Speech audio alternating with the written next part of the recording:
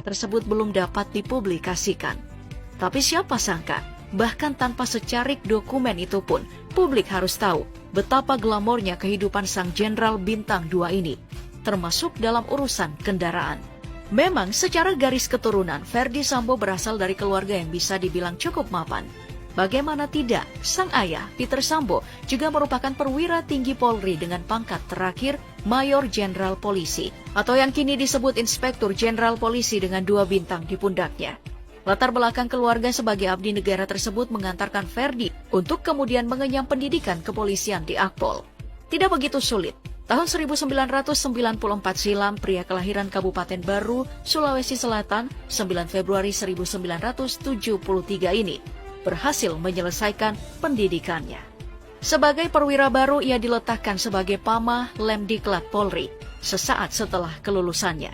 Namun karirnya baru terlihat mentereng setelah promosi Kasat Reskrim Polres Metro Jakarta Barat menjadi Kapolres Purbalingga, Jawa Tengah pada tahun 2012 silam. Jabatan tersebut seakan menjadi batu loncatan yang sempurna bagi Ferdy untuk terus merangkak naik ke jabatan-jabatan bergengsi lainnya. Benar saja, di tahun 2015, ia didapuk sebagai Wadireskrimum Polda Metro Jaya. Saat itu namanya turut melambung ketika sang atasan langsung, Kombes Krisnamurti, yang kala itu menjabat sebagai Ditreskrimum Polda Metro Jaya, menangani kasus ledakan di Sarinah pada tahun 2016 silam. 3 tahun berselang dari kejadian menggemparkan itu, Ferdy telah menduduki jabatan yang tak kalah bergengsi, yaitu Dirtipidum Bareskrim Polri. Memiliki kedekatan khusus, Ferdy akhirnya dipromosikan sebagai Kadif Propam Polri sesaat setelah pengangkatan Jenderal Listio Sigit Prabowo sebagai Kapolri. Banyak yang melempar suara bahwa kenaikan pangkat Ferdy Sambo adalah salah satu yang tercepat.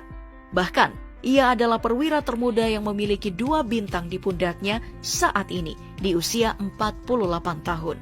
Hanya butuh kurang lebih 7 tahun bagi Ferdy untuk melesat dari AKBP saat menjabat Kapolres Brebes hingga melompat 4 tingkat menjadi Inspektur Jenderal di jabatan Kadif Propam. Tentu kenaikan pangkat yang signifikan tersebut tak lepas dari rentetan kasus-kasus besar yang sempat ia tangani. Selain ledakan di Sarinah tahun 2016 lalu, Ferdy juga menjadi garda terdepan saat kasus kopi sianida Jessica Wongso bergulir. Setelahnya, buronan kasus korupsi Joko Chandra juga berhasil ia pulangkan dari pelariannya. Terakhir, Ferdy juga diketahui banyak memberi keterangan soal kasus kebakaran di Gedung Kejagung tak lama setelah Joko Chandra kembali ke tanah air. Sayangnya, di puncak gemilangnya karirnya, kakinya justru terpeleset ke arus kasus keji yang kemungkinan akan menghancurkan seluruh karirnya yang ia rajut sejak puluhan tahun lalu. Belum selesai kegelisahan tentang misteri yang tersibak di antara para ajudannya, pertanyaan-pertanyaan lain soal sosoknya juga terus dipertanyakan. Termasuk soal harta kekayaan yang seolah ditutup-tutupi selama drama ini bergulir. Seperti diketahui bersama, kisaran gaji polisi berpangkat Inspektur Jenderal hanya berada di rentang 3,3 hingga 5,5 juta rupiah. Tapi, nominal tersebut hanya besaran gaji pokok, belum termasuk tunjangan kinerja yang bisa mencapai 29 juta rupiah. Terdengar tak terlalu fantastis, namun bisa dilihat dari rekaman CCTV yang dihimpun dari berbagai lokasi sekaligus menjadi barang bukti kasus viral ini. Diketahui, Ferdy memiliki beberapa unit mobil baik yang sedang terparkir rapi di rumahnya maupun yang tengah ia dan sang istri tunggangi.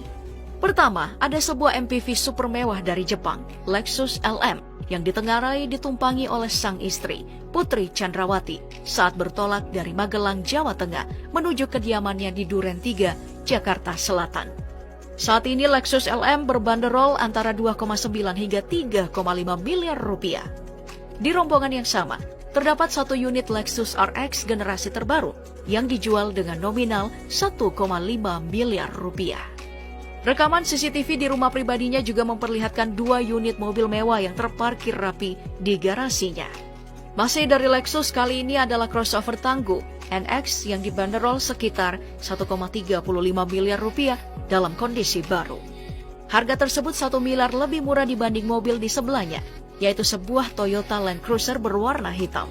Untuk memboyong mobil legendaris ini, siapapun yang berniat meminangnya minimal harus merogoh kocek 2,2 hingga 2,3 miliar rupiah untuk mobil ini.